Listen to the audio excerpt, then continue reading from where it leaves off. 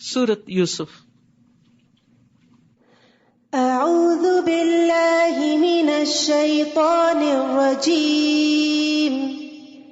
بسم اللہ الرحمن الرحیم. الف لام را تلک آیات الکتاب المبین. انا انزلناه قرآنا عربيا لعلكم تعقلون.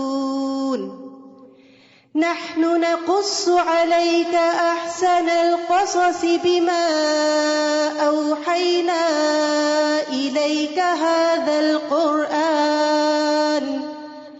وإن كنت من قبله لمن الغافلين. شروع کرتی ہوں اللہ کے نام سے جو بے انتہا مہربان نہایت رحم فرمانے والا ہے. الف لام را، یہ اس کتاب کی آیات ہیں جو ہر بات وضاحت سے بیان کرتی ہے. ہم نے قرآن کو عربی زبان میں اس لیے نازل کیا ہے تاکہ تم اسے سمجھو. یعنی عربی ہی اس کا بوجھ اٹھا سکتی تھی، اسی کے اندر اتنی وسعت تھی کہ ان معنوں کو بیان کر سکے جو بندوں کی سمجھ کے لیے ضروری ہیں.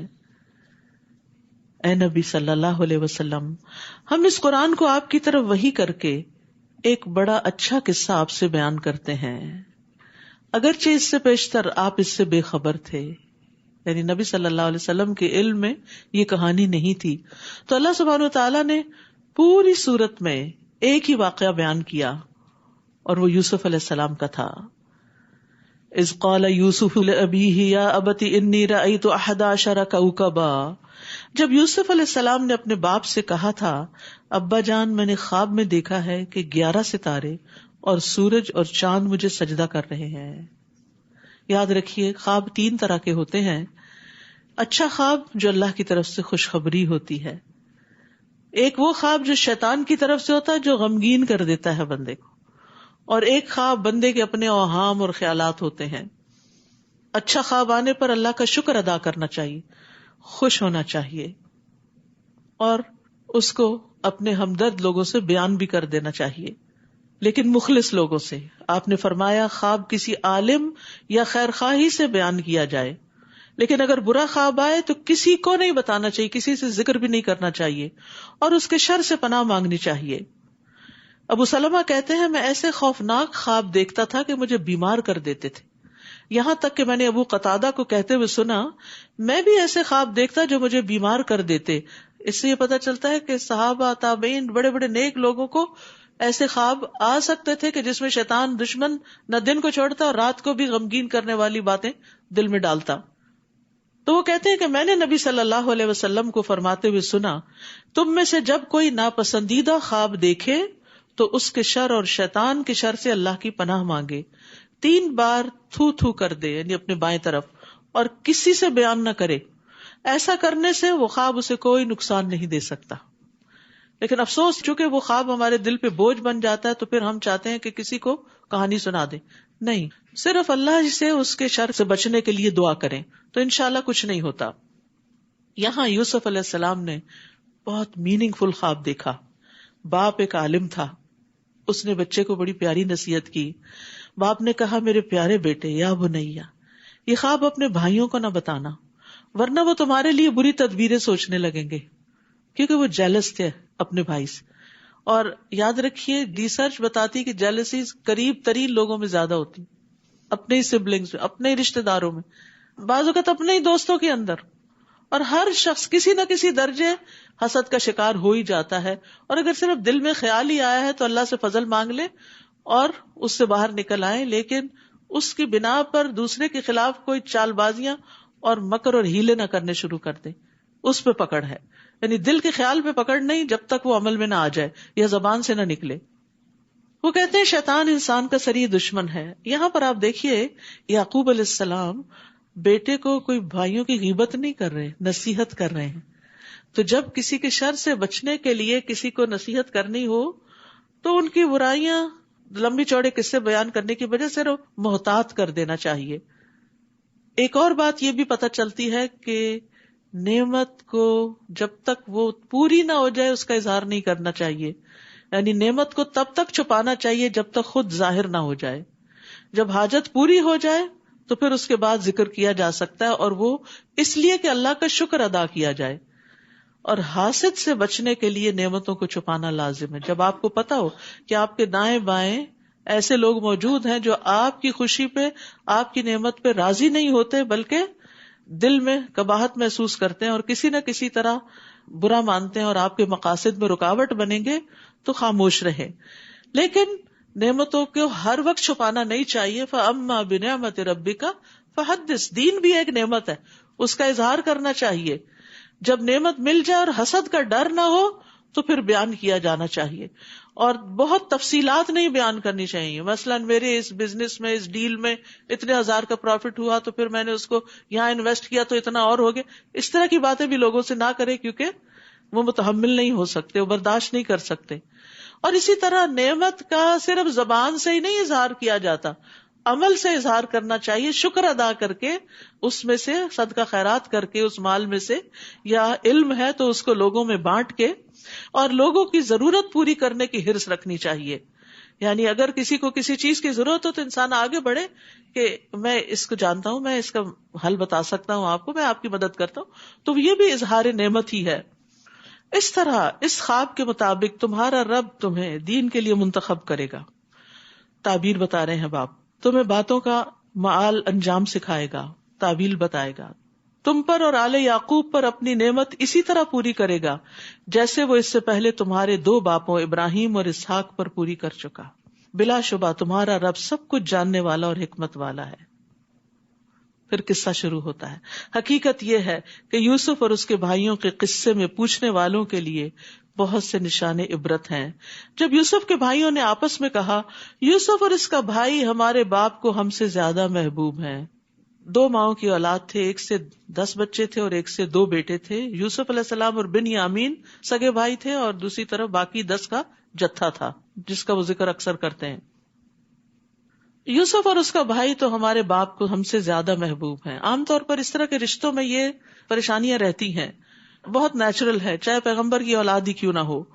حالانکہ ہم ایک طاقتور جماعت ہیں، ہمارا باپ تو سری بھول میں ہے. یعنی انہیں ہماری طرف متوجہ ہونا چاہیے کہ ہماری تعداد زیادہ ہے، لہذا یا تو یوسف کو مار ڈالو یا اسے کہیں دور پھینکاؤ. اس طرح تمہارا باپ تمہاری طرف ہی متوجہ رہے گا، پھر اس کے بعد تم نیک لوگ بن جانا. ابھی جو کرنا کر لینا، بعد میں توبہ کر لینا. تو جان بوجھ کے غلطی کرنا جو ہے بہت بڑا جرم ہوتا ہے کہ اچھا توبہ کر لیں گے، پھر یہ تو توبہ کا مذاق ہے.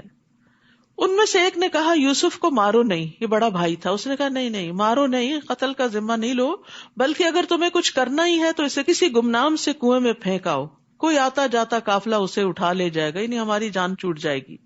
اس تجویز کے بعد وہ اپنے باپ سے کہنے لگے، کیا بات ہے، آپ یوسف کے بارے میں ہم پہ اعتبار نہیں کرتے، حالانکہ ہم اس کے خیر خواہ ہیں. تاکہ باپ سے اپنا مطلب پورا کروائیں. بچوں کا یہ عام انداز ہوتا ہے نا، ماں باپ کو بلیم کر کے پھر ان سے فائدے اٹھاتے ہیں، یعنی بلیک میلنگ جسے کہتے ہیں. بلیک میل کر کے پھر اپنا کام نکلواتے ہیں، مطلب پورا کرتے ہیں. یعقوب نے کہا، اگر تم اسے لے جاؤ تو مجھے اس کی جدائی کا رنج ہوگا، یعنی اسے اپنے سے الگ کرنا مجھے اچھا نہیں لگتا. دوسرے، میں اس بات سے بھی ڈرتا ہوں کہ تم اس سے بے خبر ہو جاؤ تو اسے کہیں بھیڑیا نہ کھا جائے. وہ کہنے لگے، ہم ایک طاقتور جماعت ہیں. اپنی طاقت کا بڑا زوم تھا. اگر ہمارے ہوتے ہوئے اسے بھیڑیا کھا جائے تو ہم بڑے نقصان میں پڑ گئے. چنانچہ وہ یوسف کو لے گئے اور اس بات پر اتفاق کر لیا کہ اسے کسی گمنام کنویں میں ڈال دیں گے. اس وقت ہم نے یوسف کو وحی کی، ایک وقت آئے گا جب تم اپنے بھائیوں کو ان کی یہ حرکت جتلاؤ گے. یوسف علیہ السلام کو تسلی دے دی گئی اس حال میں کہ وہ تمہارے متعلق کچھ نہ جانتے ہوں گے. اور وہ رات کو روتے پیٹتے اپنے باپ کے پاس آئے. کہنے لگے، ہم دوڑ کے مقابلے میں ایک دوسرے سے آگے بڑھتے گئے اور یوسف کو ہم نے اپنے سامان کے پاس چھوڑ دیا تھا، اتنے میں ایک بھیڑیا آیا اور اسے کھا گیا. اور آپ تو ہماری بات پہ یقین نہیں کریں گے، ہاں ہم سچے ہی کیوں نہ ہوں. اندر بلیک میلنگ. اور وہ یوسف کی قمیص پر جھوٹ موٹ کا خون بھی لگا کر لائے. یعقوب علیہ السلام نے کہا، بات یوں نہیں، بلکہ تم لوگوں نے ایک بری بات کو بنا سنوار لیا ہے. خیر، اب صبر ہی بہتر ہے، اور جو کچھ تم بیان کرتے ہو اس کے متعلق اللہ ہی سے مدد چاہتا ہوں. سبحان اللہ، کیا ری ایکشن تھا، اتنی بڑی بات ہو گئی. اب یہ رائولری ہے نا، اولاد کے درمیان جیلسی، اولاد ایک دوسرے کے خلاف ہے. تو جب گھر میں مسائل ہوتے ہیں نا تو بہت سی چیزوں سے اعراض برتنا پڑتا ہے. یہ معلوم ہوتے ہوئے کہ بچے قصوروار ہیں، بعض اوقات نظر انداز کر دیا کریں، ہر چیز کے پیچھے نہ پڑ جایا کریں. نہیں مجھے پتا ہے، میں نے پتا کر لیا، میں نے فلاں تمہارے دوست سے پتا کر لیا تم رات کہاں تھے. ساری حیا ہی اٹھ گئی. اور بچے کو پتا چل، ماں باپ کو پتا ہے، اب سو واٹ، ہو کیئرس، اب تو میں کھلے دل سے کروں گا جو کرنا ہے. پردہ ڈالا کریں اور حکمت کے ساتھ غلطیوں پر، یعنی جو غلطی وہ کر رہے ہیں یہ کہنے کے وجہ تم یہ کر یہ چھوڑ دیں، اس غلطی کے نقصان بتانا شروع کر دیا کریں بغیر اس کو بلیم کیے، اس کی طرف پوائنٹ آؤٹ کیے کہ تم میں ہے یہ بتایا کریں کہ اس طرح کی برائی کا نقصان کیا ہوتا ہے. پھر آپ دیکھیے کہ یعقوب علیہ السلام اپنے غم اور دکھ کی بات کہتے ہیں میں اللہ سے مدد لوں گا، اللہ کے سوا کسی سے شکوہ نہیں کرنا چاہیے. تو صبر جمیل، صبر جمیل وہ صبر ہوتا ہے جس میں شکوے شکایتیں نہیں ہوتی، ہر ایک کو کہانی نہیں سنائی جاتی اپنے غموں کی. 3 باتیں صبر میں سے ہیں. امام سوری نے کہا اپنی تکلیف کو بیان نہ کرنا، اپنی مصیبت کا ذکر نہ کرنا، اور نہ ہی اپنے آپ کو پاک قرار دینا.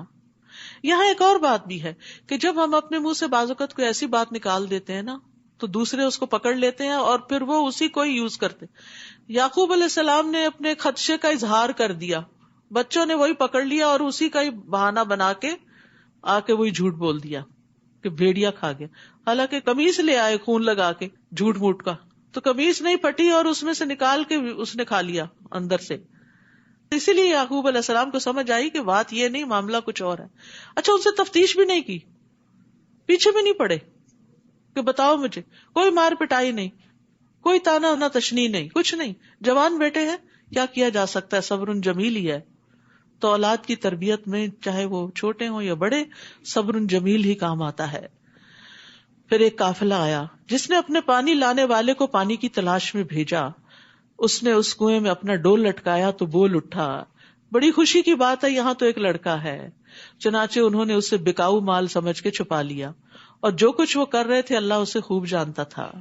وَشَرَوْهُ بِثَمَنٍ بَخْسٍ، چنانچہ انہوں نے یوسف کو چند درہموں کے عوض حقیر سی قیمت میں بیچ ڈالا، کیونکہ ان کو ڈر تھا کہ کہیں مالک نہ آ جائیں اور یہ نفع بھی نہ جائے. جیسے چوری کا مال بیچا جاتا نا اونے پونے داموں، ویسے ہی. کتنے حسین تھے وہ، کتنے بہترین تھے وہ، لیکن کیا قیمت لگی ان کی. کبھی کبھی بڑے اچھے لوگوں کی بڑی ناقدری بھی ہوتی ہے، تو اس پر بھی رنج نہیں ہونا چاہیے، اچھے دنوں کا انتظار کرتے رہنا چاہیے. اور اس کے بارے میں انہیں اس سے زیادہ کچھ دلچسپی بھی نہ تھی. اور مصر کے جس شخص نے اسے خریدا تھا اس نے اپنی بیوی سے کہا اسے عزت سے رکھو، امید ہے کہ یہ نفع دے گا، یا ہو سکتا ہے اسے ہم اپنا بیٹا ہی بنا لیں، کیونکہ وہ ایشو لیس تھے، بچے نہیں تھے. اس طرح ہم نے یوسف کو اس سرزمین میں قدم جمانے کا موقع فراہم کر دیا. بظاہر تکلیف تھی، گھر سے دوری تھی، لیکن ایک ترقی یافتہ ملک میں سیکھنے کے چانسز بہت تھے.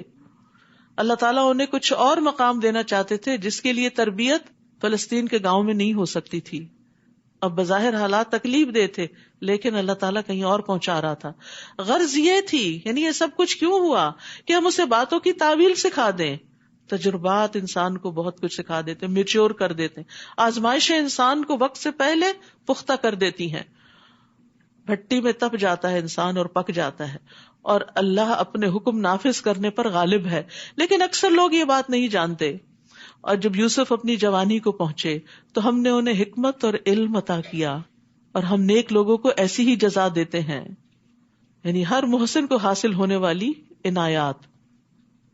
اور جس عورت کے گھر میں وہ رہتے تھے اس نے یوسف کو اپنی طرف ورغلانا چاہا. اس نے دروازے بند کر لیے اور یوسف سے کہنے لگی جلدی آ جاؤ، کیونکہ انتہائی خوبصورت تھے، بہت اٹریکٹیو تھے. تو وہ عورت ان کی طرف مائل ہو گئی اور برائی کی دعوت دی. یوسف نے کہا اللہ کی پناہ، میرے رب نے تو مجھے بہت اچھی منزلت بخشی، اتنا اچھا ٹھکانہ دیا، اور میں یہ کام کروں؟ ظالم لوگ یقیناً فلاح نہیں پاتے، یعنی احسان کا بدلہ اس طرح دوں. نبی صلی اللہ علیہ وسلم نے فرمایا میں نے اپنے بعد مردوں پر کوئی فتنہ عورتوں سے زیادہ نقصان دینے والا نہیں چھوڑا.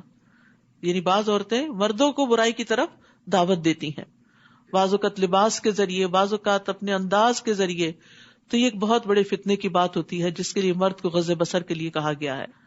چنانچہ اس عورت نے یوسف کا قصد کیا، اور وہ بھی اس کا قصد کر لیتے اگر اپنے رب کی برہان نہ دیکھ لیتے. یہ رب نے بچایا انہیں. اس طرح ہم نے انہیں اس برائی اور بے حیائی سے بچا لیا. یوسف پاک دامن رہے کیونکہ وہ ہمارے مخلص بندوں میں سے تھے. سبحان اللہ. اخلاص کی وجہ سے انسان شیطان کے قابو میں آنے سے بچ جاتا ہے. تو اپنے اندر نیت کا، ارادوں کا، نیکی کا خلوص پیدا کریں. واستبق الباب، پھر وہ دونوں دروازے کی طرف لپکے. اس عورت نے یوسف کو پیچھے سے کھینچ کر ان کی قمیص پھاڑ ڈالی، یعنی وہ چاہتی تھی کہ ان سے برا کام کر ہی ڈالے، تو پیچھے دوڑی. دروازہ کھلا تو انہوں نے عورت کے خاوند کو دروازے کے پاس کھڑا پایا. پینترا بدل لیا. کہنے لگی، جو شخص تیری بیوی سے برا ارادہ رکھتا اس کا بدلہ اس کے سوا کیا ہو سکتا ہے کہ یا تو اسے قید کر دیا جائے یا اسے دردناک سزا دی جائے. یہ ہوتی ہے وہ محبت جس کو لسٹ کہتے ہیں، جس میں صرف اپنے جذبات کی تسکین مقصود ہوتی ہے اور دوسرے کو اعلی کار بنایا جاتا ہے، اور جب مطلب پورا نہ ہو تو الزام تراشی کر دی جاتی ہے. تو اللہ تعالیٰ ایسے لوگوں سے بھی بچائے جو محبت کے اظہار کے روپ میں بہروپیے ہوتے ہیں اور انتہائی نقصان دینے والے. کیونکہ کئی دفعہ ایسا ہوتا ہے نا، بعض اوقات معصوم لڑکیاں ایسے مردوں کے چنگل میں پھنس جاتی ہیں ان کی چکنی چپڑی باتوں سے. انہوں نے ان سے نہ شادی کرنی ہوتی ہے، نہ انہیں بسانا ہوتا ہے، نہ انہیں عزت دینی ہوتی ہے، نہ ان کی ذمہ داری لینی ہوتی ہے. صرف ان سے اپنی وقتی حرص اور تسکین مطلوب ہوتی ہے، اور وہ ان کی پیار بھری چکنی چپڑی باتوں کی وجہ سے اپنی ساری عزت عصمت لٹا بیٹھتی ہیں. تو عورت کو اللہ کے بھروسے پر اتنا اسٹرانگ ہونا چاہیے کہ وہ ایسے دھوکہ دینے والے بھیڑیوں کے دھوکے میں نہ آئے اور خود کو فتنوں پہ پیش نہ کرے، ایسی جگہوں پہ نہ جائے، ایسے لوگوں سے نہ ملے کہ جو اس کو ذلیل کر کے رکھ دیں، کیونکہ برائی کا انجام برا ہی ہوتا ہے. یوسف علیہ السلام نے کہا، بات یوں نہیں بلکہ اس نے مجھے اپنی طرف برگلانا چاہا تھا. اور اس کے خاندان میں سے ایک گواہ نے قرائن کی بنا پہ شہادت دیتے ہوئے کہا، اگر یوسف کی قمیص آگے سے پھٹی ہے تو عورت سچی ہے. یعنی وہ اس پہ حملہ آور ہو رہے تھے تو عورت نے اس کا گریبان پھاڑ دیا اور یوسف جھوٹا ہے. اور اگر اس کی قمیص پیچھے سے پھٹی ہے تو عورت جھوٹی، یوسف سچا ہے کہ عورت نے اس کو اپنی طرف کھینچا. پھر جب عورت کے خاوند عزیز مصر نے یوسف کی قمیص دیکھی تو وہ پیچھے سے پھٹی ہوئی تھی. یہ دیکھ کر وہ اپنی بیوی سے کہنے لگا، یہ تو تم عورتوں کا ایک چلتر ہے، واقعی تمہاری مکاریاں بڑی خطرناک ہوتی ہیں، تمہاری چالیں بڑی خطرناک ہوتی ہیں. یہ عزیز مصر کا قول ہے جو اس نے اپنی بیوی کو کہا. لیکن بعض مرد کتنے عاجز ہوتے ہیں اپنی بیویوں کے سامنے کہ جانتے بوجھتے کہ وہ برا کام کر رہی کچھ کہہ بھی نہیں سکتے. پھر یوسف سے کہا، اس بات کو جانے دو، اور اپنی بیوی سے کہا، تم اپنے گناہ کی معافی مانگو، سوری کر لو، بلا شبہ تو ہی خطا کار ہے. اور شہر کی عورتیں آپس میں چرچا کرنے لگیں کہ یہ عزیز مصر کی بیوی ہے اور ایک غلام کے پیچھے پڑ گئی ہے، اگر عشق لڑانا ہی تھا تو کسی بڑے انسان سے کرتی. وہ چرچا کرنے لگی کہ عزیز مصر کی بیوی زلیخا اپنے نوجوان غلام کو اپنی طرف ورگلانا چاہتی ہے اور اس کی محبت اس کے دل میں گھر کر چکی ہے. ہم تو اسے واضح طور پر گمراہی میں مبتلا دیکھ رہے ہیں. اس محبت کو انہوں نے گمراہی قرار دیا. جب اس زلیخا نے ان کی مکارانہ باتیں سنی تو انہیں بلاوا بھیج دیا، پارٹی ارینج کر لی اور ان کے لیے ایک تکیہ دار مجلس سے ضیافت تیار کی کہ آئیں، ریلیکس کریں، بیٹھیں، باتیں کریں. اور ہر عورت کے سامنے ایک ایک چھری رکھ دی، یعنی پھل کاٹنے کے لیے. اور یوسف سے کہا، تم ان کے سامنے نکل آؤ.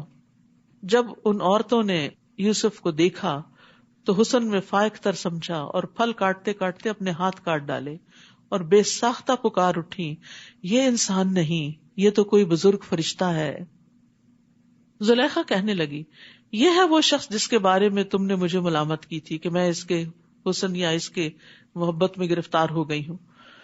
بے شک میں نے ہی اسے اپنی طرف مائل کرنے کی کوشش کی. استغفر اللہ. یعنی کتنی بے باکی کے ساتھ اپنے جرم کا اعتراف ہو رہا ہے اور برائی کو خوبصورت بنا کے پیش کیا جا رہا ہے، اپنے آپ کو جسٹیفائی کیا جا رہا ہے. مگر وہ بچ نکلا، وہ میرے ہاتھ نہیں آیا، اور اب بھی اگر اس نے میرا کہنا نہ مانا تو اسے قید کر دیا جائے گا اور وہ ذلیل ہو جائے گا. یہاں پھر ایک یعنی قید کا لفظ بول دیا گیا اور پھر نتیجے میں پھر قید سامنے آ گئی. تو ہمیشہ منہ سے اچھے لفظ ہی نکالے ہیں. بعض اوقات انسان کہتا ہے یہ نہیں کرو گے تو یہ ہو جائے گا، اور وہ وہی ہو جاتا ہے.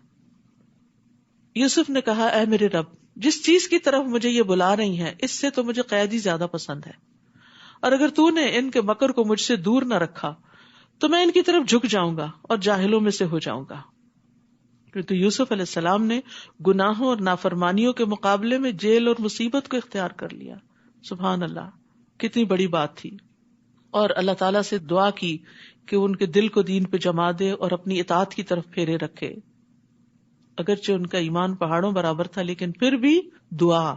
تو کبھی یہ نہ کہیں نہیں میں بہت اسٹرانگ ہوں، مجھ پہ کوئی اثر نہیں ہوتا، مجھ پہ ماحول اثر نہیں کرتا. نہیں، اللہ کی توفیق سے ہی انسان گناہوں سے بچ سکتا ہے. چنانچہ اس کے رب نے یوسف کی دعا قبول کر لی اور عورتوں کے مکر کو یوسف سے دور رکھا. بے شک وہ سب کچھ سننے والا جاننے والا ہے. تو کئی دلائل مل جانے کے بعد بھی ان لوگوں نے یہی مناسب سمجھا کہ یوسف کچھ مدت کے لیے جیل میں ڈال دیا جائے، کیونکہ اب ایک نہیں ساری عورتیں اس کی محبت میں گرفتار ہو گئی. اب فتنہ اور زیادہ پھیل گیا. یوسف کے ساتھ 2 اور نوجوان بھی قید خانے میں داخل ہوئے. ان میں سے ایک نے کہا میں نے خواب دیکھا کہ میں شراب نچوڑ رہا ہوں، اور دوسرے نے کہا میں نے یہ خواب دیکھا ہے کہ میں نے سر پہ روٹیاں اٹھائی ہوئی ہیں جنہیں پرندے کھا رہے ہیں. دونوں کہنے لگے ہمیں اس کی تعبیر بتائیے، ہم دیکھتے ہیں آپ ایک نیک آدمی ہیں. سبحان اللہ، انا نراک من المحسنین. یوسف علیہ السلام نے کہا جو کھانا تمہیں یہاں ملا کرتا ہے اس کے آنے سے پہلے پہلے میں تمہیں ان خوابوں کی تعبیر بتا دوں گا. یہ ایسا علم ہے جو میرے رب نے مجھے سکھلایا ہے. علم کی نسبت اللہ کی طرف کی. ہم کیا کرتے ہیں، بڑی محنت کی تھی میں نے اس ڈگری کے لیے. میں نے ان لوگوں کا دین چھوڑ دیا ہے جو اللہ پر ایمان نہیں لاتے اور آخرت کے بھی منکر ہیں. یاد رکھیے واعظ و نصیحت میں دوسرے کو بور نہیں کرنا چاہیے، مختصر ہونی چاہیے، محدود مدت کے لیے ہونی، اس کی ٹائم لمٹ ہونی چاہیے. 1 بجے ختم ہو جائے گی کلاس، تاکہ سب کو پتا ہو کہ اس دیر کے بعد جان چھوٹ جائے گی. ورنہ کیا ہوتا ہے، جو لوگ ٹائم کی پابندی نہیں کرتے، دیر سے شروع کرتے ہیں اور پھر لمبا لے جاتے ہیں، وہ دوسروں کو دین سے، علم سے، مجلسوں سے بھگا دیتے ہیں. پھر کہتے ہیں لوگ نہیں آتے، لوگ خراب ہیں. اپنی خرابی بھول جاتے ہیں اور دوسروں کو بلیم کرتے ہیں. ابن مسعود کہتے ہیں نبی صلی اللہ علیہ وسلم نے ہمیں نصیحت کرنے کے لیے کچھ دن مقرر کر دیے تھے اس ڈر سے کہ ہم اکتا نہ جائیں.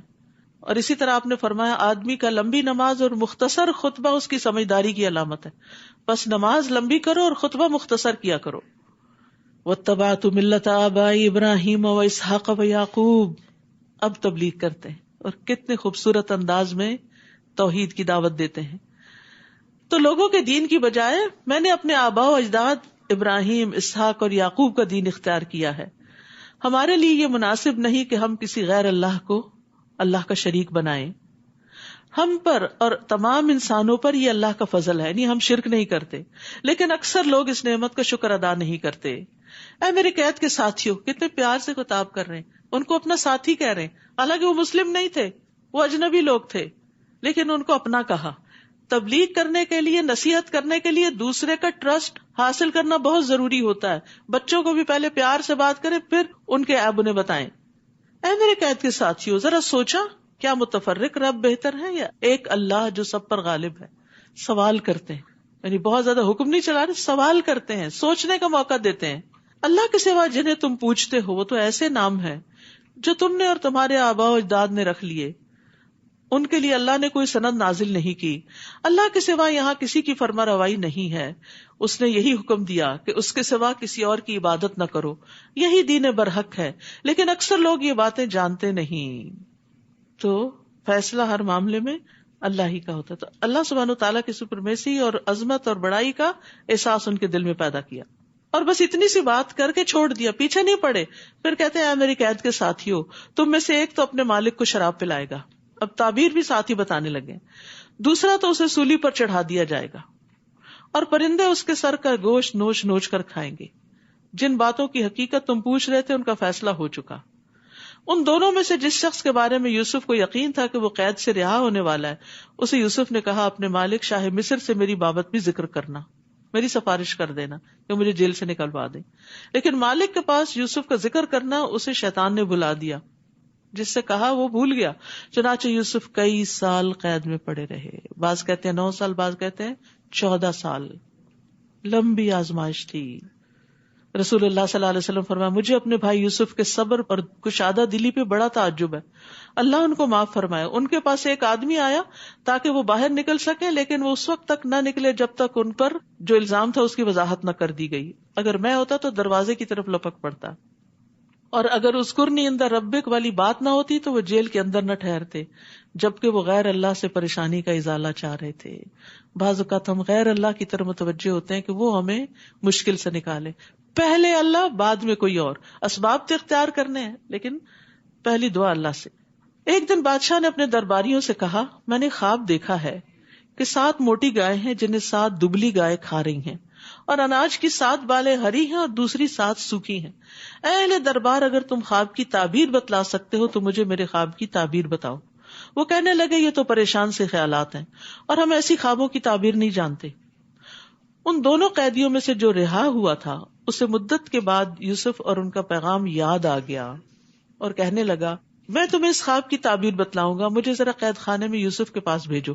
پھر وہاں جا کر اس نے یوسف سے کہا، یوسف اے راست باز ساتھی، اے سچے ساتھی، ہمیں اس خواب کی تعبیر بتائیے کہ 7 موٹی گائے ہیں جنہیں 7 دبلی گائے کھا رہی ہیں، اور 7 ہری بالیں ہیں اور دوسری 7 سوکھی ہیں، تاکہ میں لوگوں کے پاس جاؤں اور انہیں بھی علم ہو جائے. اب یوسف علیہ السلام یہ نہیں کہا ذرا مجھے بتاؤ جو میں نے کام کہا تھا وہ کیا تھا کہ نہیں، وہ انہیں تعبیر بتاتے ہیں. یوسف نے کہا، تم 7 سال لگاتار کھیتی باڑی کرو گے، جو کھیتی تم کاٹو اس میں سے کھانے کے لیے تھوڑا بہت اناج چھوڑ کر باقی کو بالیوں میں ہی رہنے دینا.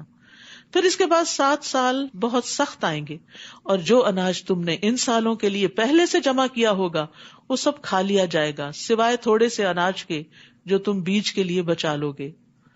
پھر اس کے بعد 1 سال ایسا آئے گا جس میں باران رحمت سے لوگوں کی فریاد رسی کی جائے گی، اور اس سال وہ رس نہ چھوڑیں گے، خوب بارشیں ہوں گی، تبھی پھلوں میں رس آتا ہے.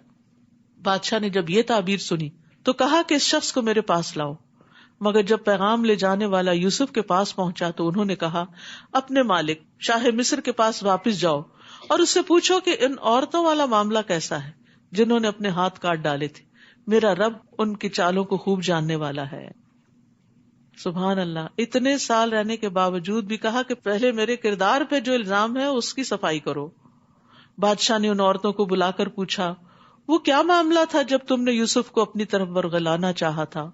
وہ بول اٹھی، ہاشا للہ، ہم نے ان میں کوئی برائی نہیں دیکھی، ان میں کوئی برائی نہیں دیکھی، بے قصور جیل میں پڑے رہے. اللہ اکبر. کئی دفعہ ایسا بھی ہوتا ہے، آپ کی کوئی غلطی نہیں ہوتی لیکن آپ پر الزام لگا دیا جاتا ہے. گھروں میں ہوتا ہے ایسے، بیویوں پہ الزام لگا دیا جاتا ہے، جھوٹے الزام لگا دیے جاتے ہیں، اور اس کی ایک طویل سزا عورت کو بھگتنی پڑتی ہے، میکے بھیج دی جاتی ہے، سال ہر سال تک بن شوہر کے بیٹھی رہتی.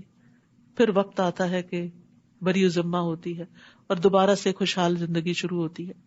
تو زندگی میں بعض اوقات انسان کے سامنے ایسی آزمائشیں آ جاتی ہیں جس کا وہ کبھی سوچ بھی نہیں سکتا، اور اس میں اس کی غلطی بھی نہیں ہوتی. اور آزمائش ہوتی یہی ہے جس میں انسان کا قصور نہ ہو، کیونکہ دوسرے تو عذاب ہوتا ہے، پنشمنٹ ہوتی. اس وقت عزیز مصر کی بیوی بول اٹھی، اب تو حق ظاہر ہو ہی چکا ہے، میں نے ہی ورغلایا تھا اور وہ بالکل سچا ہے. کتنے عرصے کے بعد الزام صاف ہوا، الزام دھلا. ذالک لیعلم انی لم اخنہ بالغیب وان اللہ لا یہدی کید الخائنین. اس وقت یوسف علیہ السلام نے کہا، اس سے میری غرض یہ تھی کہ عزیز کو معلوم ہو جائے کہ میں نے در پردہ اس کی خیانت نہیں کی. پیغمبروں کے لیے بات بڑی اہم ہوتی ہے کہ وہ خیانت نہیں کرتے، کیونکہ انہیں لوگوں کے سامنے اللہ کی دین کی بات کرنی ہوتی ہے. تو نبی صلی اللہ علیہ وسلم بھی صادق اور امین تھے، خیانت کار نہیں تھے. وَأَنَّ اللَّهَ لَا يَهْدِي كَيْدَ الْخَائِنِينَ، اور اللہ تعالیٰ خائنوں کی چال کو کامیابی کی راہ نہیں دکھاتا، یعنی خیانت کا انجام اچھا نہیں ہوتا. وَآخِرُ دَعْوَانَا أَنِ الْحَمْدُ لِلَّهِ رَبِّ الْعَالَمِينَ.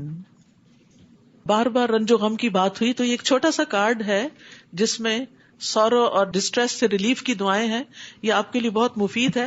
پھر اسی طرح طب نبوی کتاب ہے جس میں نبی صلی اللہ علیہ وسلم سے یا سنت سے جو طب کے نسخے معلوم ہوتے ہیں، بڑے کام کی کتاب ہے. اسے میں نے حرف پڑھا ہوا ہے اور اس سے بہت فائدہ بھی اٹھایا ہے. اسی طرح طہارت کے مسائل ایک کتاب ہے. عبادت کرنے کے لیے لازم ہوتا ہے کہ انسان کو طریقہ بھی معلوم ہو، تو کیا پاکی ناپاکی کے مسائل ہیں، ہماری بچیوں کو بھی بعض اوقات پتہ نہیں ہوتا، تو یہ جاننا ضروری ہے. اسی طرح رمضان میں اذکار، تو یہ کچھ اذکار جمع کیے گئے ہیں طریق الجنہ میں، جنت کا طریقہ کہ جن پر جنت کی بشارت دی گئی ہے. اسی طرح یہ بچوں کے لیے کچھ کتابیں ہیں، ویلکم رمضان، مائی رمضان فن بک اور پریئر ٹری.